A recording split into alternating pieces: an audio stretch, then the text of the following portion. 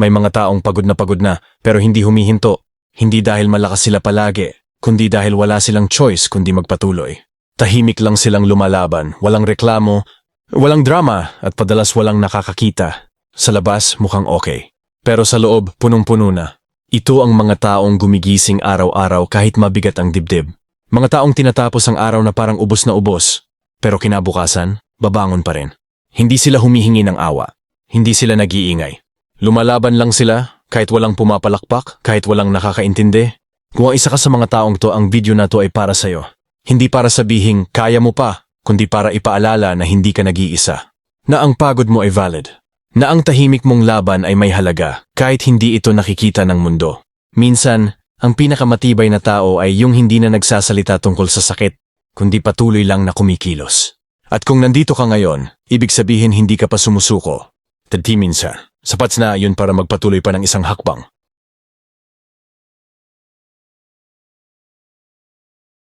Number 1. Ang tahimik na laban ang pinakamabigat. Hindi lahat ng laban kailangang ipagsigawan. May mga taong pinipiling manahimik habang pasan ng bigat ng buhay, trabaho, responsibilidad, pangarap, at mga problemang walang makitang solusyon. Sa katahimikan na iyon, doon nagaganap ang pinakamabigat na laban. Walang sumusuporta, walang nagtatanong kung okay ka pa ba, at minsan kahit ikaw mismo hindi mo na alam kung hanggang saan pa ang kaya mo. Ang tahimik na laban ay masakit dahil walang outlet. Hindi mo mailabas ang pagod, hindi mo maibuhos ang bigat, kaya iniipon mo lahat sa loob. Sa mata ng iba, normal ka lang. Pero sa loob, araw-araw kang lumalaban para hindi tuluyang bumigay. At ang totoo, hindi ito kahinaan. Ito ay lakas na hindi nakikita. Kung nararamdaman mong ikaw yan, tandaan mo ito. Ang katotohanang patuloy kang gumagalaw kahit walang nakakapansin, ay patunay na may tibay ka na bihira sa mundo. Hindi lahat kayang dalhin ang ganitong bigat at manatiling nakatayo. At kahit tahimik ang laban mo, hindi ito walang saysay.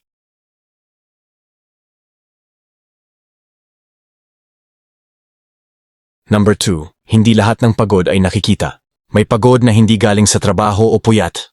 Ito yung pagod na galing sa paulit-ulit na disappointment, sa pangarap na palaging nauudlot, at sa responsibilidad na hindi mo pwedeng talikuran. Kahit kumpleto ang tulog mo, pagising mo pagod ka pa rin dahil ang isip at puso mo ang ubos na. Maraming tao ang hindi makakakita ng ganitong klaseng pagod dahil wala itong pisikal na marka. Walang sugat, walang pasa, pero ramdam na ramdam mo ang bigat. At minsan, mas masakit pa ito dahil pakiramdam mo wala kang karapatang magpahinga kasi may umaasa sa'yo o dahil pakiramdam mo dapat kayanin mo lang. Pero tandaan mo ito, ang pagod na hindi nakikita ay hindi ibig sabihin na hindi ito totoo. May karapatan kang mapagod, may karapatan kang huminto sandali. At ang pagpili mong magpatuloy kahit ganito ang nararamdaman mo ay hindi kahinaan, ito ay tapang na tahimik pero totoo.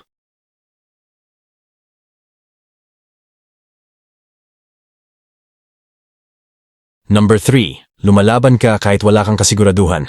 Isa sa pinakamahirap na laban ay yung nagpapatuloy ka kahit hindi mo alam kung may patutunguhan pa. Gumigising ka araw-araw na walang kasiguraduhan kung gagaan ba ang bukas, kung may magbabago ba o kung may darating bang liwanag. Pero kahit ganon, pinipili mo pa ring bumangon. Hindi ka lumalaban dahil sigurado kang mananalo. Lumalaban ka dahil ayaw mong sumuko. Kahit minsan pakiramdam mo nag-iisa ka, kahit paulit-ulit kang natatalo, may bahagi sa'yo na ayaw pa ring bumitaw. At yung bahaging yon, yan ang tunay na lakas.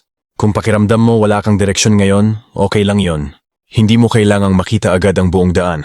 Minsan, sapat na ang isang hakbang sa dilim. At ang katotohanang patuloy kang lumalakad, kahit wala kang kasiguraduhan, ay patunay na mas matatag ka kaysa sa inaakala mo.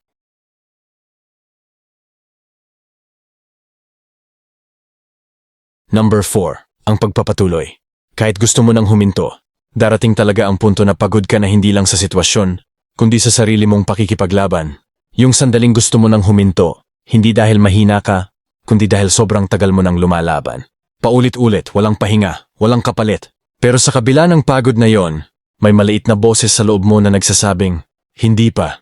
Hindi mo alam kung saan galing ang lakas pero nariyan pa rin. Kahit mabagal, kahit pilit, pinipili mo pa ring magpatuloy. At minsan, yun lang ang kailangan, hindi tapang na malakas, kundi tapang na matiyaga. Kung nararamdaman mong malapit ka nang bumigay, tandaan mo ito. Ang pagpapatuloy kahit gusto mo nang huminto ay hindi kahinaan.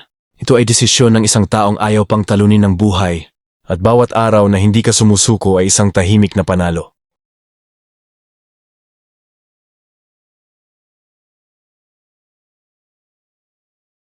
Number 5. Hindi ka mahina. Ikaw ay napapagod lang. Maraming tao ang nagkakamali sa pag-aakalang kapag napapagod ka, mahina ka na. Pero ang totoo, napapagod ka dahil matagal ka ng matatag. Napagod ka dahil marami ka ng binuhat, emosyon, responsibilidad, at mga laban na ikaw lang ang nakakaalam. Ang lakas ay hindi nasusukat sa kung gaano ka katagal hindi napapagod. Nasusukat ito sa kung paano ka bumabangon pagkatapos mapagod. At kung nandito ka pa rin, nakikinig, humihinga, at lumalaban, ibig sabihin may natitira ka pang lakas. Kahit hindi mo ito nararamdaman, huwag mong maliitin ang sarili mo dahil sa pagod. Hindi ka nasira, naubos ka lang sandali.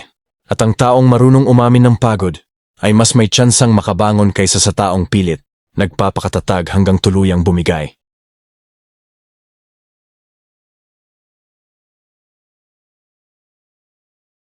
Number 6. Ang pagod na tao ang pinakamalapit sa pagbabago.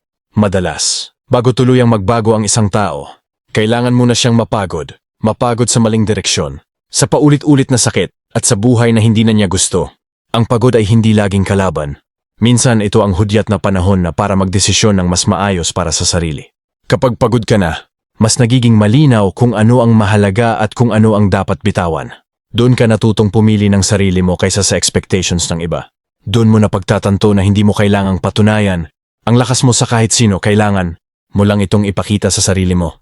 Kung pagod ka ngayon, huwag mong isipin na katapusan na yan. Baka simula pa lang. Baka ang pagod na nararamdaman mo ang nagtutulak sa'yo papunta sa mas totoo, mas matatag, at mas malayang bersyon ng sarili mo.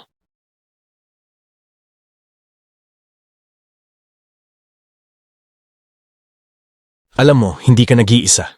Maraming tao ang tahimik na lumalaban, kahit walang nakakakita, kahit walang pumapalakpak.